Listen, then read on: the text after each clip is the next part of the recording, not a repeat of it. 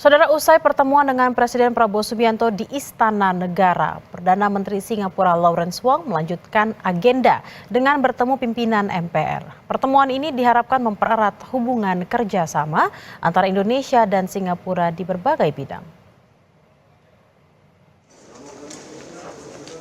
Usai bertemu dengan Presiden Prabowo Subianto di Istana Negara Jakarta, Perdana Menteri Singapura Lawrence Wong melanjutkan agenda pertemuan dengan para pimpinan MPR. Ketua MPR Ahmad Muzani dan para wakil ketua MPR menerima kunjungan kehormatan Perdana Menteri Singapura Lawrence Wong di lobi Gedung Nusantara 4. Muzani menyambut kedatangan Perdana Menteri Singapura Lawrence Wong didampingi para wakil ketua MPR, yaitu Kahar Muzakir, Lestari Murjiat, Rusdi Kirana, Hidayatur Wahid, Edi Suparno, Edi Baskoro Yudhoyono, dan Archandra Muhammad Akbar Supratman. Kunjungan ini merupakan kunjungan kepala pemerintahan pertama yang diterima pimpinan MPR sejak pimpinan MPR dilantik pada awal Oktober 2024. Ahmad Muzani menekankan investasi Singapura di Indonesia selama ini telah sangat produktif. Ia mendorong agar nilai investasi ini dapat meningkat di masa mendatang. Karena itu kami mendorong kerjasama yang lebih baik dan lebih erat lagi antara Republik Singapura dan Republik Indonesia di segala bidang.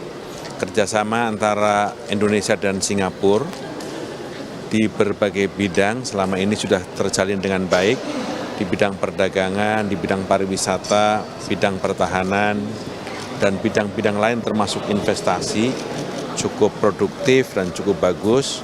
Karena itu kami ingin memaksimalkan kunjungan Perdana Menteri Lawrence Wong ini untuk mempererat hubungan kedua negara.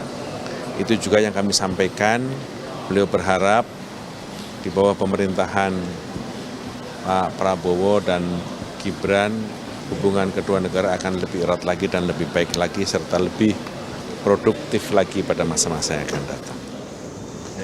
Pertemuan ini diharapkan bisa semakin mempererat hubungan Indonesia dan Singapura dalam berbagai aspek.